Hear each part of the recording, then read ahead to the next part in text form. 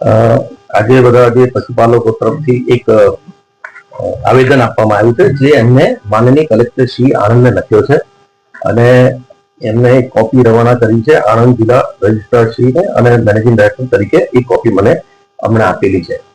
તો એના અંદર જે એમને લખ્યું છે તેના અનુસંધાનમાં જે બી એમને મુદ્દા લખ્યા છે એના પર ચોક્કસપણે ચર્ચા કરીશું અને જે બી હશે એ કેમ કે એમને કલેક્ટર શ્રીને લખેલું છે એટલે એનું આગળની કાર્યવાહી કેવી રીતે કરવી એ અમે ચર્ચા કરીને આગળની કાર્યવાહી કરીશું. ભ્રષ્ટાચારના આક્ષેપ થયા છે, જમીનો ખરીદીમાં ભ્રષ્ટાચાર, અન્ય ભ્રષ્ટાચાર, આ બાબતે શું કહેશો? જો કહેવામાં સિમ્પલ વસ્તુ છે, કોઈ બી કામ થતું હોય અમૂલ ડેરીમાં તો વિધાઉટ બોર્ડ એપ્રુવલ ના થાય અને બોર્ડના અંદર તમામની પરવાનગી હોય, સર્વસંમતિથી મંજૂર થયું હોય એ જ કામ કરાય અને એ નીતિ નિયમ અંદર જ હેતુ થતું હોય. એટલે એ ચોક્કસપણે સિસ્ટમના અંદર રહીને જ અમૂલમાં જેટલા બી કામો સહકારિતા જે ગુજરાત કોઓપરેટિવ એક્ટ છે એક્ટના અનુસંધાનમાં જે રાઇટ્સ છે એના અનુસંધાનમાં થતું હોય છે. એમાં કોઈ એ વસ્તુ નથી કે એવું કઈ વસ્તુ થઈ છે. સર્વસંમતિ બરાબર, પણ સર્વસંમતિથી વીઘાના ભાવે મળતી જમીન ગુઠાના ભાવે ખરીદી લેવાય એવું પ્લીઝ અન્ડરસ્ટેન્ડ, એવું કઈ વસ્તુ નથી હોતી. એમાં શું છે બહારના પ્રશ્નોથી આપણે એવું વિચાર કરીએ એવું કઈ વસ્તુ નથી જે બોર્ડમાં ચર્ચા થઈ રહ્યા છે. આક્ષેપ તો આમાં કેવું છે, આક્ષેપ તો કોઈના ઉપર બી થઈ શકતું હોય, પણ એ જે છે જયારે કાગળ લખ્યો છે એના પર ચોક્કસપણે તપાસે જોઈ શકાય. એમાં કોઈ પ્રશ્ન નથી, કોઈ પ્રોબ્લેમ નથી. ચોક્કસ મંડળીઓને ક વર્ગમાં મૂકવાનું ષડયંત્ર થઈ રહ્યું છે તેવા આક્ષેપો થઈ રહ્યા છે. એ જો એક વસ્તુ સમજવાનું કે એનો ઓડિટ જિલ્લા રજિસ્ટ્રાર દ્વારા કરવામાં આવે છે, એના અમૂલ ડેરી દ્વારા કરવામાં આવતું નથી. એટલે જે બી પ્રશ્ન છે એ આપણે એમને કલેક્ટર સાહેબને જે લખ્યું છે એના અનુસંધાનમાં જે આગળની કાર્યવાહી કરવા મળશે. ઓડિટમાં ગેરરીતિ થઈ છે કે કમો મૂકી દેવામાં આવે છે, સક્ષમ ઉમેદવારોથી લડી ના શકે પણ વોટ આપી શકે, તો એ બાબતે આપનું શું કહેવું? મેં તમને કીધું કે એ અમારા ત્યાંથી નથી થતું.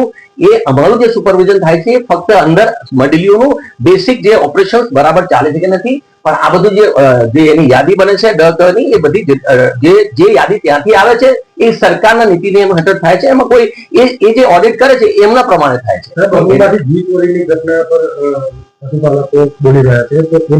એમાં ઘીના અંદર એક પ્રકરણ બન્યો હતો, ચોક્કસપણે અમે બોર્ડમાં ચર્ચા કરી અને કેમેરામાંથી અમે જ પકડ્યું છે. એવું કોઈ બહારથી નથી, પણ અમારા સિસ્ટમ એટલા અલર્ટ છે. એ જે બી પ્રશ્ન હતો એનો અમે આમ નિકાલદાર કર્યો છે બોર્ડમાં.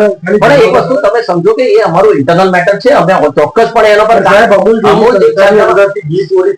ચોરી અમે પકડી છે સિસ્ટમમાં જઈને અંદર. સાહેબ આ બાબતે પોલીસ ફરિયાદ કેવું કેમ ના થઈ? અરે ભાઈ હજી તો કોઈ બી વસ્તુનો પ્રોબ્લેમ મળ્યો કેમેરાથી અમે જ પકડી સિસ્ટમના અંદર. અને સિસ્ટમ જો એક વસ્તુ સમજો, ચોરી તો પકડી સિસ્ટમના અંદર જઈને કેમેરાના અંદર અમારે 24 કલાક કંટ્રોલ રૂમ ચાલે છે, આપ જોઈ શકો છો. અને એ કંટ્રોલ રૂમના અંદર સસ્પિશિયસ એક્ટિવિટી જ પકડીએ છીએ અમે. કેટલા ઘી ચોરી થઈ? નહીં, બિલકુલ બી એવું કઈ નથી. અને પકડાઈ ગયું છે એના અંદર કેટલું છે? કોઈ વસ્તુ નથી. તમે જ કહો છો કે ચોરી થઈ છે, કેમ તમે નથી બતાવતા? 10 કિલો ઘી એમને લેવાની કોશિશ કરી હતી, એ અમે કેમેરામાં પકડી લીધું છે. અને એમાં કોઈને નહીં, બોર્ડે એના પર અમે બોર્ડે સ્ટ્રિક્ટ એક્શન લેવાનું કીધું છે. ઓલરેડી એક્શન લેવાઈ ગયા છે અને બીજું અંદર ઊંડાણે તપાસ ચાલુ છે. નહીં, બિલકુલ નહીં, ખોટી વાત છે, તદ્દન ખોટી વાત છે. એમાં કોઈ પ્રશ્ન નથી, બિલકુલ બી નથી. ભ્રષ્ટાચાર થાય છે કે નહીં થતું? બિલકુલ નહીં થતું. તો જ આજે વિશ્વના અંદર હાઈએસ્ટ પ્રાઇસ અગર કોઈ સંસ્થા આપતી, વિશ્વમાં કહું છું, વિશ્વમાં હાઈએસ્ટ પ્રાઇસ આપતી સંસ્થા અમૂલ ડેરી છે. ડિજિટલ ટેકનોલોજીમાં અમૂલ ડેરી છે. કોર્ટેક્સ એક્સીમેન્ટમાં અમૂલ ડેરી છે. એમ્બ્રિયો ટ્રાન્સપ્લાન્ટમાં અમૂલ ડેરી છે. ડિજિટલ બેલ્ટમાં અમૂલ ડેરી છે. હોમિયોપેથી મેડિસિનમાં અમૂલ ડેરી છે. EMR ના અંદર અમૂલ ડેરી છે. સૌથી વધારે જે પ્લાન્ટ બન્યા છે ટેકનોલોજીકલ પ્લાન્ટ બન્યા છે, પૂનાના પ્લાન્ટ બન્યું છે, ચિત્તૂરમાં પ્લાન્ટ બન્યું છે.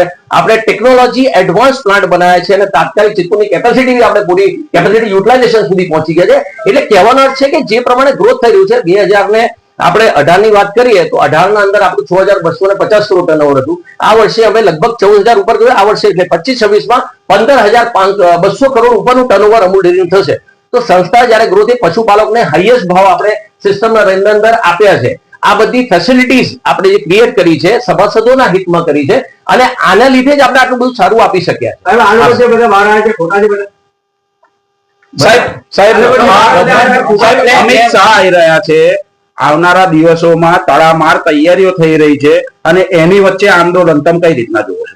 જો એક વસ્તુ સમજો, અમિત શાહ સાહેબનો કાર્યક્રમ સહકારિતા કાર્યક્રમ NDDB અને ફેડરેશન થઈને કરી રહી છે. અમૂલ ડેરીના પ્રાંગણમાં થઈ રહેવાનું છે આ કાર્યક્રમ. અને આ વસ્તુ આજે આપણા ધ્યાન પર એમને આપી છે, તેના પર ચોક્કસપણે કલેક્ટરને જે કાગળ લખ્યો છે, એમને કલેક્ટરને જ કાગળ લખેલો છે.